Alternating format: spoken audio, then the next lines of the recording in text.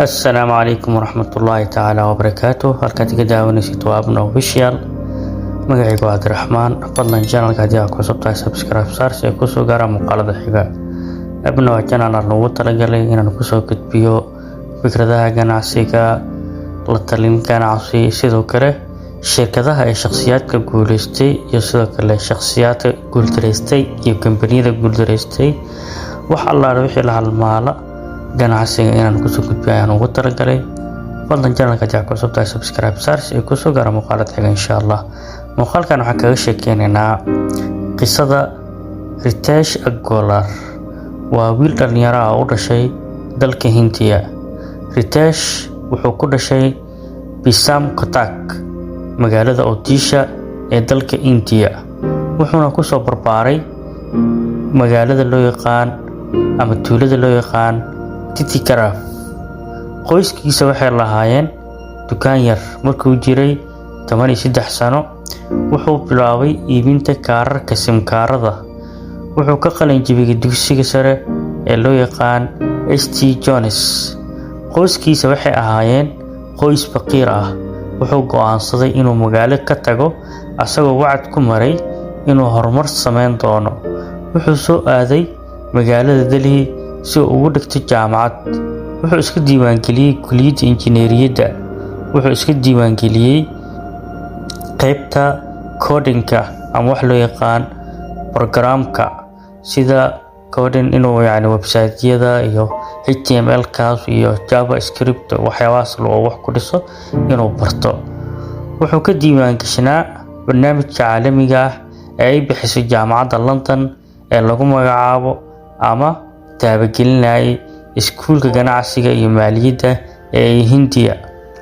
laakiin sida ugu dhaqsiyaha badan wuxuu ogaaday in waxay uu runta raadinay aysan ahayn warqad yar inuu jaamacad ka qaato, laakiin way aragnimo adduunka dhabta ah inuu noqdo qof asaga isa soo saara oo qof hal abuur leh inuu noqdo. wuxuu ka baxay jaamacaddii si uu ceersado ama uu u rumeeyo hankiisii ahaa inuu noqdo ganacsade hal abuur leh halkii uu waqti ku qaadan lahaa fasalka. Ritesh wuxuu bilaabay inuu ka qayb gala munaasabadaha iyo shirarka halkaas ay ku kulmayaan milkiilayaasha ganacsatada guuleystay meelaha shirarka ku qabsanayaan inuu asagana ka qayb galo oo dhageysto afkaarta iyo mashaariicda iyo waxyaabaha ay isdhaafsanayaan ay isla wadaagayaan. waana mid keentay inuu go'aansaday inuu gaaro go'aanka ugu adag ee noloshiisa, inuu ka baxo kulliyadda oo safarkiisa ganacsi bilaabo. xilligan wuxuu jiray 17 sano. rabitaanka iyo jaceylka ganacsi ee Ritesh waxaa kaliya la barbardhigi karaa ballanqaadkiisii aan galo-go'a ahayn ee caawinta ah inuu caawiyo qoyskiisa iyo dadka kale.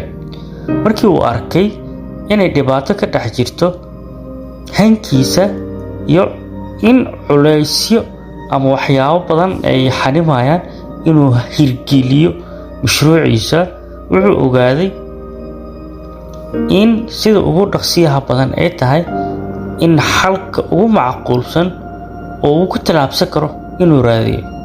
sidoo kale wuxuu baaray oo ogaaday inay jirto baahi taas oo u baahan in xal degdeg loo helo. Ritesh wuxuu aad u jeclaa safarka. wuxuu gartay sida ay ugu adag tahay dadka safarka ah ee miisaaniyadda haysta ee dakhliga haysta ee dalkiisa inay helaan hoy wanaagsan oo la kulmayo baahiyahooda asaasiga. qofkan maadaama ganacsade uu yahay oo uu dalka dhexdiisa ku safrayo wuxuu u baahan yahay inuu dego hotel u qalma waxa asaga uu yahay. fahamtamahan tani waxay ka dhigtay inuu bilaabo ganacsigiisii ugu weynaa oo lagu magac daray Oraval Travels.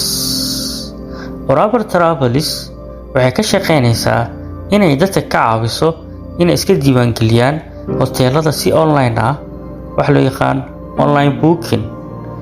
si ay macaamiishu u helaan halka ay degayaan, qolka ay qabsadeen, sariirta ay leeyihiin, dhammaystirka adeegyada sida cunnada, quraacda, qadada, cashada. Dhammaan guud ahaan dalka Hindiya ayuu ka hirgeliyay ganacsigan.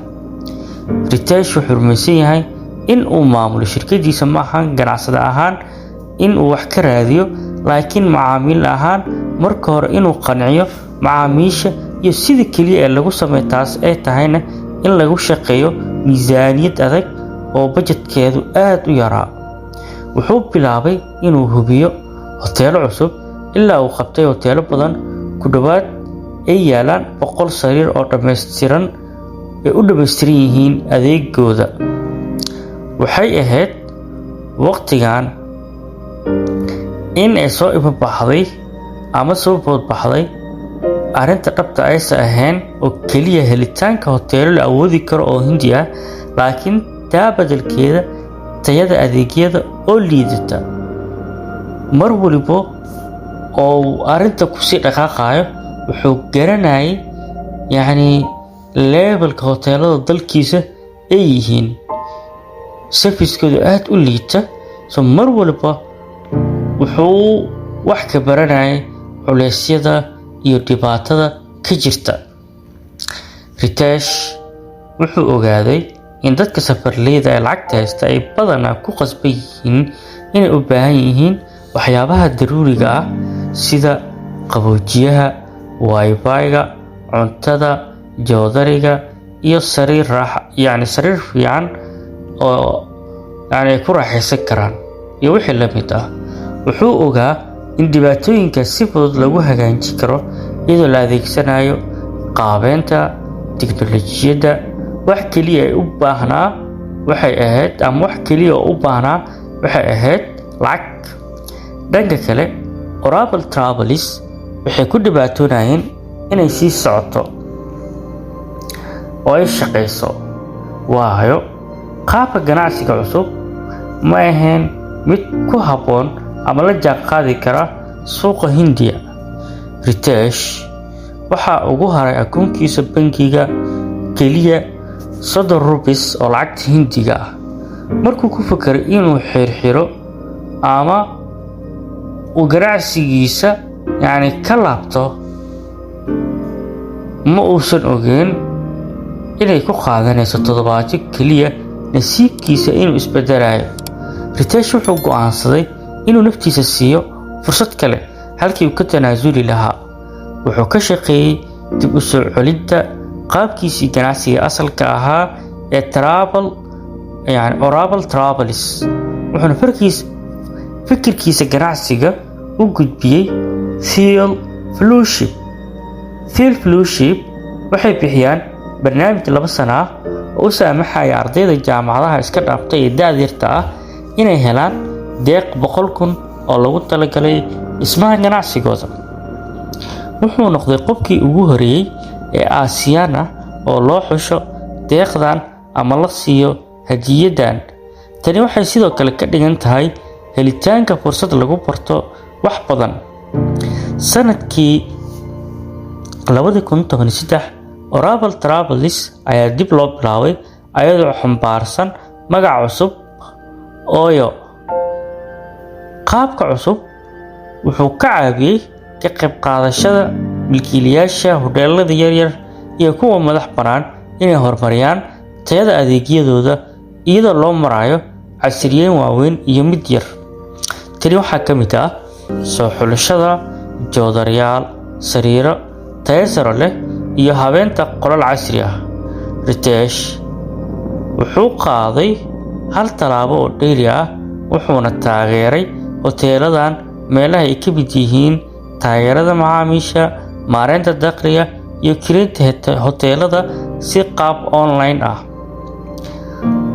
qolalka Oyo ayaa ugu dambeyntii la ballaariyay si ay u noqdaan Oyo Hotels and Homes oo ah silsilad hotel oo buuxa oo ay ku jiraan in ka badan 43,000 oo hotel oo ku kala baahsan 8 dal.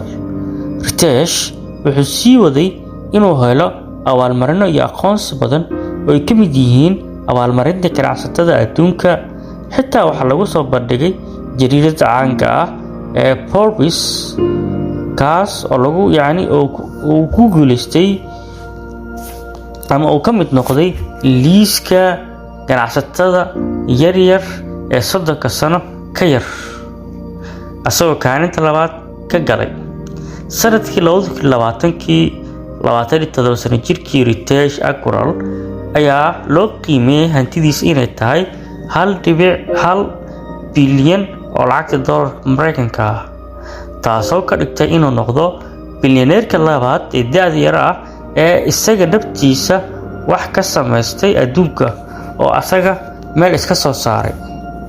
hal abuurnimada ganacsiga ma ahan jiho cayiman.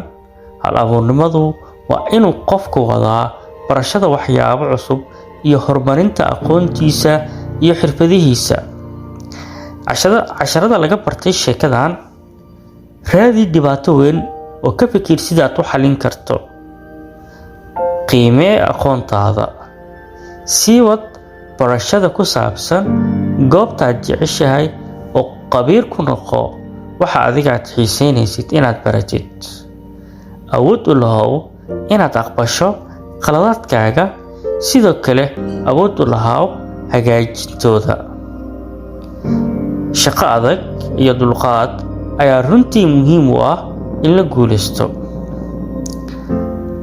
halka kala socotay muuqaalkani waa Abna Official. fadlan channelka haddii aad ku cusub tahay subscribe saar si ay ku soo gaaraan muuqaalada xiga. mahadsanid.